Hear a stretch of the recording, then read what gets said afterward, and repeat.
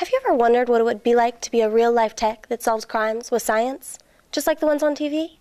Well, I'm Danielle Williams, and I'm a student here at the University of North Florida, and we have a class that'll get you well on your way to becoming a crime tech. It's actually pretty cool. This class allows you to apply what you learned inside of the classroom to a mock crime scene outside of the classroom. It's truly a hands-on experience. You just can't leave behind any fingerprints.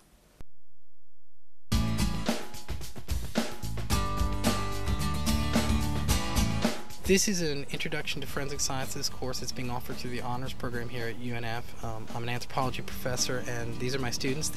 Half of them have set up a crime scene and with fake evidence and dead bodies, students playing dead, and the other half of the class is actually in the process of processing the scene, collecting the evidence, taking notes, and doing all the things that CSI folks would normally do at a crime scene.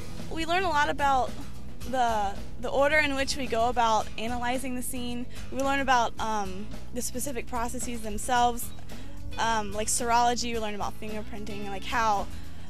We're familiar with the concept, but we're not really sure. We haven't had experience actually going through with the fingerprinting or going through with the serology analysis. So actually coming out here and doing it gives us a first-hand experience so that we're more familiar with the process. In forensics, what we're learning, well, during this project, what we're learning is basically the order that everything has to go in. And because you see CSI and you think that, people walk in and they just kind of look at everything and they're taking pictures, but at the same time other people are collecting evidence, and really there's like a strict way you have to do it. One of the things is they're learning how actual crime scene analysis or forensic science is different than what they see on television programs, CSI.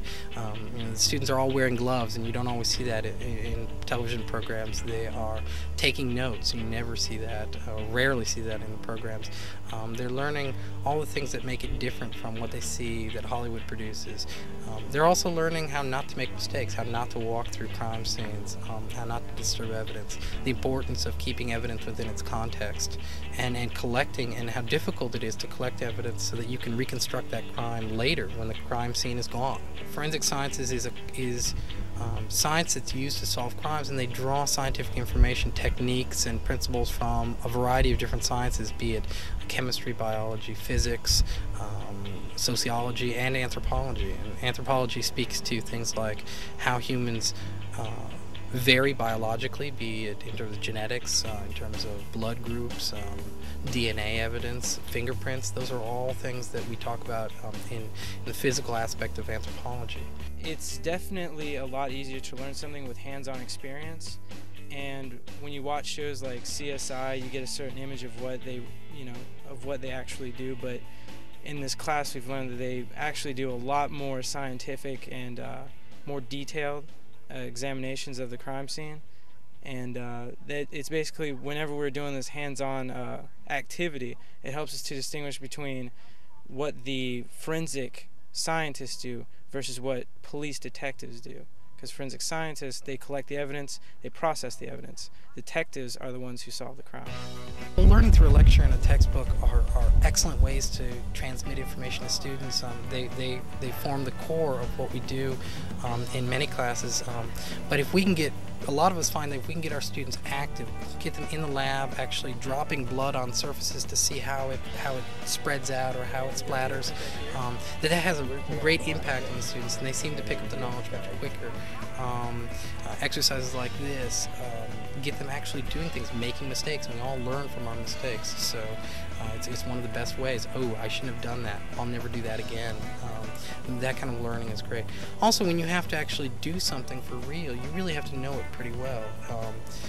Sometimes we tell our students, well, imagine you'd have to teach this topic to someone.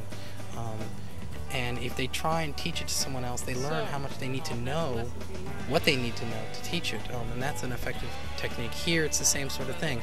You have to take that fingerprint. Well, what are the principles of fingerprinting, and how does that work? Well, you need to know that to take a fingerprint. Oh, it was a blast. This was a very fun time. We could put everything that we've learned so far all together, and we can actually like use everything we've done. Before we've only talked about it, and we've done like little mock things back in the classroom. It's never been anything like this. This actually showed us what we're doing wrong and what we need to do right. Learning should be fun. I'm not ashamed to to hope that my classes are fun as well as educational. Fun and educational. I guess that's what happens when you take learning outside of the textbook and lecture halls. That's the type of creative teaching techniques we have here at the University of North Florida.